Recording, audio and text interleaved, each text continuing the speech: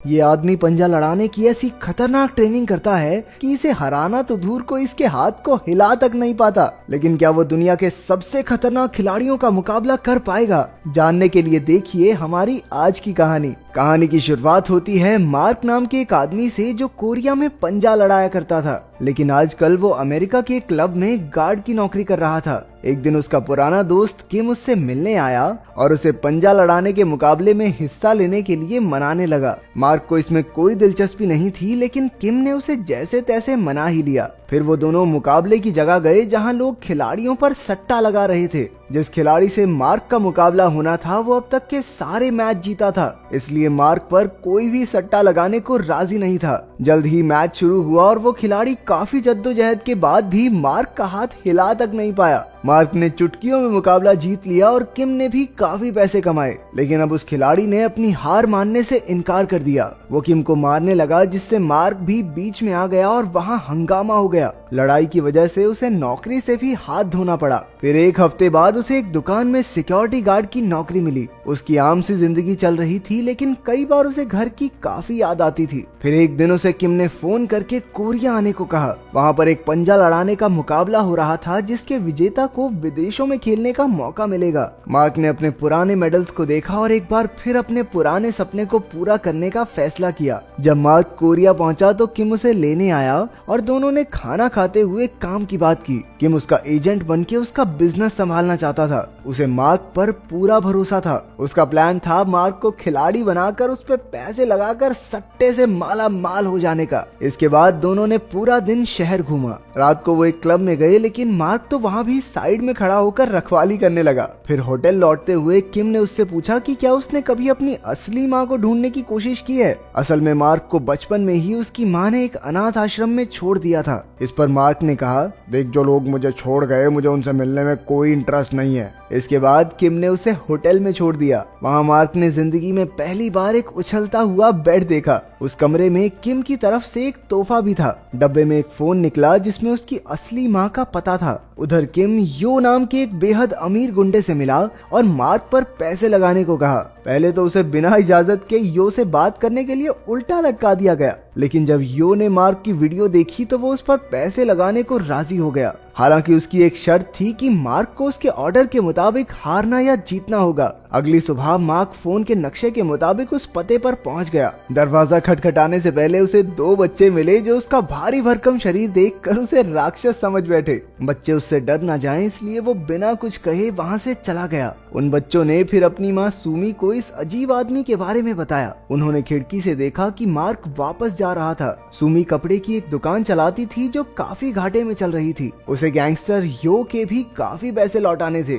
जो उसे बार बार परेशान करने पहुंच जाता था। उस दिन सुमी ने मार्क और यो को मॉल के क्लब में साथ जाते देखा। असल में किम मार्क को यो से मिलाने लाया था। वहीं हम अमीर बाप की एक बिगड़ी औलाद चैंग को भी देखते हैं। वो यो का साथी था और सट्टेबाजी में सबसे ज्यादा पैसे लगाता था। फिर मार्क ने एक हट्टे कट्टे आदमी को हराकर अपना हुनर दिखाया। इसी वजह से मार्क और किम को एक 5 स्टार होटल में आलीशान कमरा मिल गया। तभी किम को यो का मैसेज आया कि मार्क को कल पहले मैच में जीतना होगा, लेकिन दूसरे मैच में हारना होगा। अब किम को डर था कि मार्क इसके लिए मानेगा नहीं। वो दोनों खाना खाने गए तो किम ने उसे दूसरे मैच में हारने को कहा। हालांकि मार्क तो बिना किसी दिक्कत के मान गया। अगली सुबह सुमी बच्चों को स्कूल के लिए तैयार कर रही थी। उसके बेटे जो को डर था कि राक्षस फिर से आ जाएगा, लेकिन सुमी ने कहा कि शायद वो मार्क को जानती है। जब बच्चे चले गए तो उसने पुरानी तस्वीरें निकाल कर देखा कि मार्क की उसकी माँ के साथ एक तस्वीर थी। वहाँ बच्चों ने मार्क को बाहर देख लिया और जो ने तो उसे पुलिस बुलाने की धमकी भी दे दी। मैं पुलिस बुला लूंगा, फिर वो आपकी हड्डी पसली तोड़ेगी, देख लेना आप। फिर हम देखते हैं कि यो ने कोरिया के सबसे तगड़े पंजा खिलाड़ी कॉम्बो को बुलाया था ताकि मार्क की काबिलियत परखी जा सके। लोगों की खचाखच भीड़ थी और मार्क ने आसानी से 7 फुट के हाथी जैसे आदमी को पहले मैच में हरा दिया। इससे कॉम्बो भी काफी प्रभावित हुआ। सुमी भी वहाँ मार्क को देखने आई थी। ब्रेक के वक्त यो उस पर जबरदस्ती करने लगा क्योंकि सुमी ने उसके पैसे नहीं लौटाए थे। मार्क ने भी ये सब देखा और जब दूसरा मैच शुरू हुआ तो वो जानबूझकर जीत गया ताकि यो को नीचा दिखा सके। जब यो अपनी धौंस जमाने लगा तो मार्क ने उसे धक्का दे दिया। किम बेचारा मार्क और यो दोनों को शांत करने में लग गया। उसे पता चला कि ये सब सुमी की वजह से हुआ तो वो अगले दिन सुमी से मिलने गया। तभी यो भी वहां पहुंचा और किम की धुलाई कर दी। अचानक मार्क बीच में आ गया और यो के मुस्टंडों से अकेला भिड़ गया। कुछ देर बाद पुलिस आई और मार्क और किम को गिरफ्तार करके ले गई। मार्क को छुड़ाने के लिए उसकी आईडी की जरूरत थी, लेकिन उसका बैग और पासपोर्ट तो पिछले मैच में ही खो गया था। इसके बाद उसने पुलिस वालों से पंजा लड़ाकर साबित किया कि वो सच में एक खिलाड़ी है, लेकिन उन्होंने फिर भी उसे जाने नहीं दिया। तभी सुमी वहां पहुंची।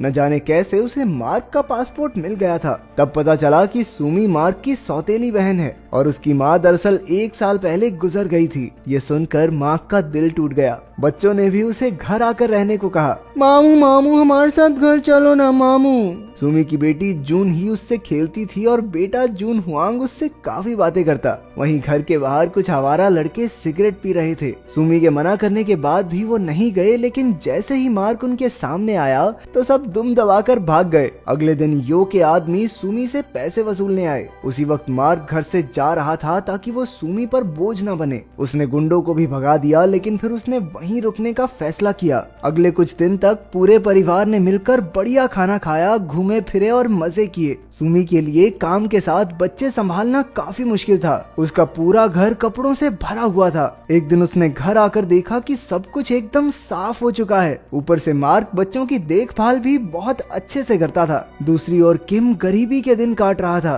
तभी मार्क को बच्चों के साथ देखकर उसे आइडिया आया कि क्यों ना मार्क की दुख भरी कहानी दिखाकर थोड़े पैसे कमा लिए जाएं। मार्क भी इसके लिए मान गया। इसके बाद मार्क अपने परिवार के साथ बाहर जा रहा था। रास्ते में उसने कॉम्बो को खेलते देखा। मार्क ने उसे चुनौती दी और जीत कर सबका चहेता बन गया। कुछ ही हफ्तों बाद उसके दुख भरे बचपन और मुश्किलों की कहानी पूरे देश में फैल गई। ये इतनी मशहूर हुई कि मार्क और किम ने अच्छे खासे पैसे कमा लिए। अब बच्चे मार्क को अपना हीरो समझने लगे। एक दिन स्कूल जाते हुए उन्होंने एक औरत को मार्क की बुराई करते सुना। बदले में जूही ने कह दिया, मेरे मामू ना बहुत जबरदस्त खिलाड़ी हैं। चुप हो जा बुढ़िया, नहीं तो तेरे बाल गंजे कर दूंगी। मार्क ने उसे वादा किया कि वो देश का सबसे बड़ा मुकाबला जीत कर दिखाएगा। फिर हम देखते हैं किम के पिता को, जो बूढ़ा होने के बावजूद काफी मेहनत करता था। किम इतने पैसे इसलिए कमाना चाहता था ताकि वो अपने पिता को एक अच्छी जिंदगी दे सके। एक दिन मार्क को जून हुआंग ने वो ईमेल्स दिखाए जो मार्क की माँ हर रोज लिखा करती थी। दरअसल उसे इस बात का बहुत पछतावा था कि उसने अपने बेटे मार्क को अनाथ आश्रम भेज दिया। पूरी जिंदगी वो बेचारी ईमेल्स लिखती रही, लेकिन वो पता मार्क का था ही नहीं। उसने लिखा था कि जब मार्क उनके साथ था तो जिंदगी बेहद मुश्किल थी। उनके पास मार्क को खिलाने तक के पैसे नहीं थे और वो चाहती थी कि उसका बेटा एक अच्छी जिंदगी जिए, इसलिए उसने दिल पर पत्थर रखकर उसे अनाथ आश्रम भेज दिया। मरने से पहले भी उसकी आखिरी इच्छा यही थी कि मार्क से मिलकर उससे माफी मांग सके। मार्क को ये भी पता चला कि सुमी उसकी सौतेली बहन नहीं है। जब सुमी के माँ बाप मर गए तो मार्क की माँ ने उसे संभाला। ये खबर सुनकर मार्क दंग रह गया और उसे सुमी पर गुस्सा भी आया। कुछ दिन बाद वो सब उसकी माँ की कब्र पर जा रहे थे। रास्ते में मार्क ने सुमी को झूठ बोलने के लिए काफी बुरा भला कहा। उसने अब वापस अमेरिका जाने का फैसला कर लिया था। तभी किम ने उसे रोकने की कोशिश की, क्योंकि मुकाबले 1 हफ्ते में शुरू होने वाले थे। लेकिन मार्क ने उसे भी गुस्से में कह दिया, अरे ओ तू तो चुप हो जा, मेरे टैलेंट का इस्तेमाल करके बस पैसे कमाना चाहता है तू। उधर कॉम्बो जोरों शोरों से मुकाबले की तैयारी में लगा था।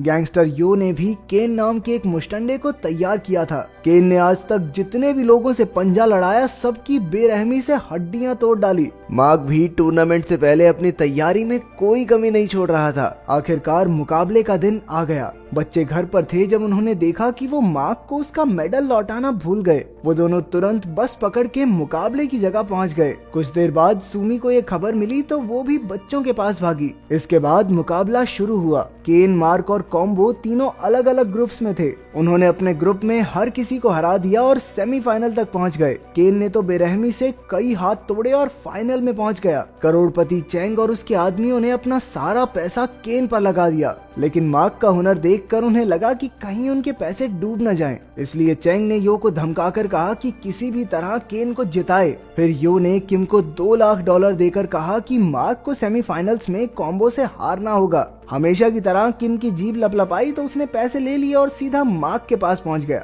लेकिन मार्क ने हारने से साफ इनकार कर दिया। किम ने कहा कि इन पैसों से उसकी पूरी जिंदगी बदल सकती है, लेकिन मार्क के लिए अपनी भांजी से किया हुआ वादा कहीं बढ़कर था। आखिरकार उसने कॉम्बो से टक्कर का मुकाबला किया और जीत गया। वहीं ब्रेक के समय यो ने किम को पकड़कर उसकी हड्डियों को थोड़ा ब्रेक किया, लेकिन उन गुंडों को मार्क ने एक एक करके धूल चटा दी। अब किम ने भी पैसों का लालच छोड़ दिया और उसने मार्क को जी जान लगाकर जीतने का हौसला दिया। ना ना और ले ले पैसे। अब शुरू हुआ आखिरी मुकाबला, जिसे देखने के लिए सबकी सांस अटकी हुई थी। तभी केन ने चीटिंग की, जिससे मार्क का हाथ फिसल गया। उसने मार्क का अंगूठा काफी जोर से खींचकर उसे चोट पहुंचाने की कोशिश की। अब केन किसी भी पल जीतने ही वाला था कि मार्क की नजर अपने भांजे और भांजी पर पड़ी, जो उम्मीद भरी निगाहों से उसे देख रहे थे। अचानक बच्चों के मामा में नया जोश भर गया और उसने एक ही झटके में केन को हरा दिया। आखिरकार मार्क ने टीवी पर कहा कि वो अपनी माँ से बेहद प्यार करता है। उसकी जीत से वहाँ मौजूद हर इंसान की आंखों में आंसू थे। तो अगर तुम्हें मौका मिले तो तुम कौन से खेल के स्टार बनना चाहोगे? कमेंट्स में जरूर बताना। मिलते हैं अगली वीडियो में।